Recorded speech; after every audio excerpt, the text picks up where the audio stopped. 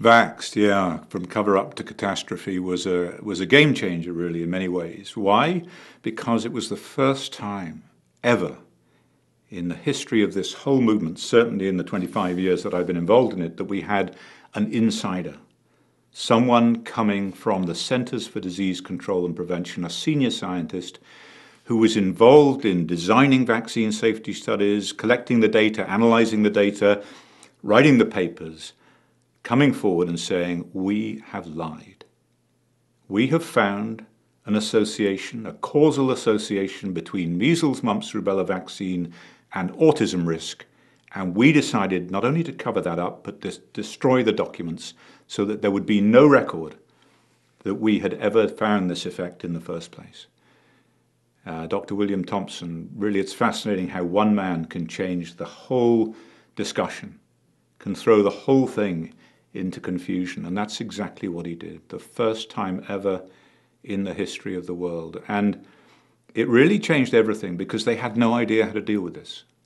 They could ignore us, they could argue with us, they could simply blow us off, but they couldn't do this with their own guy. And people, it's the value of Thompson as a whistleblower is that he kept everything.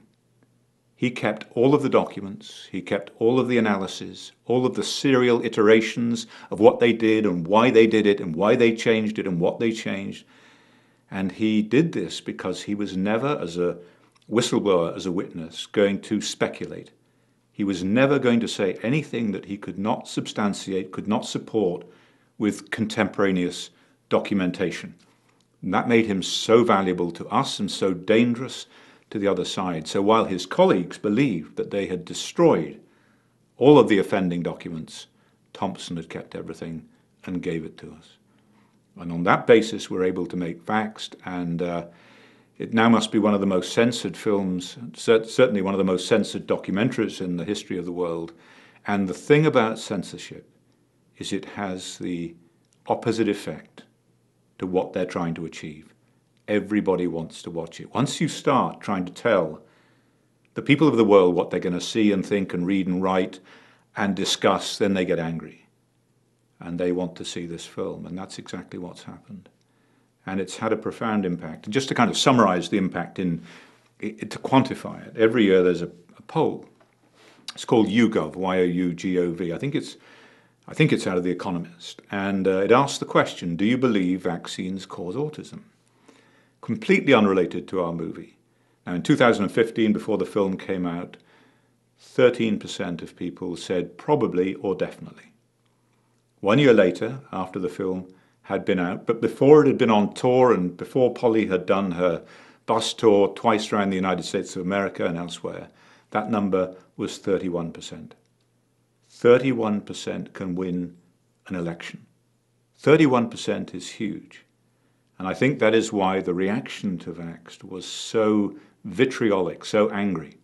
People said this is all made up, it's just more lies from Dr. Wakefield. Well, let me say this, is that we have accused these 5 scientists and their superiors at the CDC of what amounts to the worst medical fraud in the history of the world. One of the greatest humanitarian crimes of all time. Why?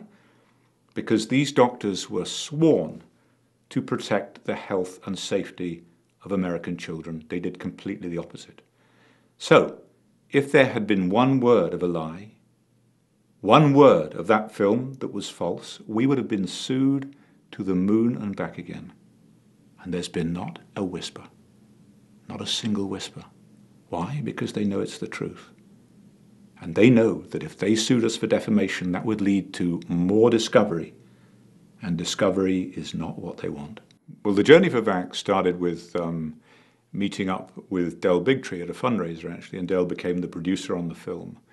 And then Del introduced us to Cinema Libre Studios, who were a small independent distribution company, and we've had a very good working relationship with them. So it came to Tribeca Film Festival. We'd submitted the film to the festival. It was an official selection. We were absolutely delighted, and then it got pulled. I think as soon as the commercial sponsors heard about the film, who had interests in the pharmaceutical industry specifically, then it was killed. Robert De Niro subsequently went, and that was, those 3 days after that were misery, utter misery. That was the end of my, my film career right there. And then Robert De Niro, bless him, went on the Today Show to talk about Tribeca, the upcoming film festival, with his partner, Jane Rosenthal. And all he wanted to talk about was the film that didn't play, that had been pulled, and saying that was a mistake and everybody needs to see this film. He was furious, absolutely furious. It was quite clear that he was angry about it. And from that moment on, it just exploded. It exploded across America. Social media went crazy. And since that time, we went on tour. It's played, I guess now, probably in 800, 1,000 North American cities. I've been all over Europe, to Germany, to Italy, to France, to Belgium. Been back to Italy again. It's been in Poland on national television. Polly has been to Australia and New Zealand and been banned from Australia for her troubles. It's been absolutely fascinating. It's played in Canada. It's playing everywhere. I think we've just sold it to Japan, and so on. But it's wherever you go, it gets censored. I mean, in Italy, we ended up playing in a yoga studio after it had been pulled in one theatre, but just people wanted to see it more and more and more. And the reactions, we've had some extraordinary Q&As, wonderful Q&As. I remember in Italy, the most explosive Q&As. So we were in Naples, and this is typical Italy, and this big pediatrician got up at the back, this woman saying, it's all better diagnosis and we're just good at what we do now, and we weren't before, and parents are just deluded and making it all up, and suddenly there was a complete riot. It was the end of the Q&A. I had to do nothing more. I just sat back. I had no idea what they were talking about. The whole day, people screaming at each other, just typical of that. So, and we're the same in Berlin as well. We had a very similar situation in Berlin where I was ambushed by Channel 4 television from the UK. And this woman came and screamed these questions at me. She had a question, but that was it. You know, this is a parental Q&A. It's not a press conference, so you get your question and shut up. And anyway, she wouldn't shut up, so people were just standing, screaming at her. And that was the end of that one. It was wonderful. But it's provoked an intense reaction. Well, the crowds have almost exclusively been very, very supportive. I think one of the most memorable moments was we had a screening in Santa Ana. It was absolutely packed. And there was a pediatrician who'd been dragged kicking and screaming to this screening. Didn't want to see it, didn't believe it, pro-vaccine, sitting at the front, on the front row to the right. At the end of the movie, he got up and he turned to the audience and he said, I'm a pediatrician and I can no longer practice medicine in the same way again, and I will offer a medical exemption to vaccination for anyone who wants one. Now, we all know what an incredibly precarious statement that is, given the current climate of mandatory vaccination in California, but that was the kind of impact it's had.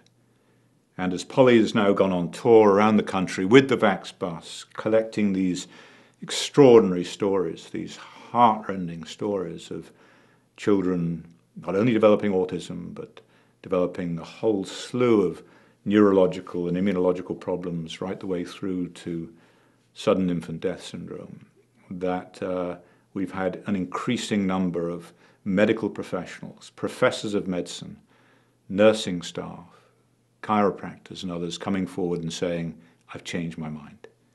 This film has helped me change my mind. It's educated me. So has Vaxxed had the impact that we had hoped for?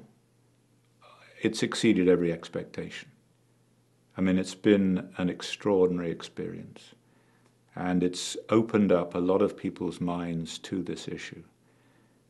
And I think one of the reasons is we relied exclusively on fact.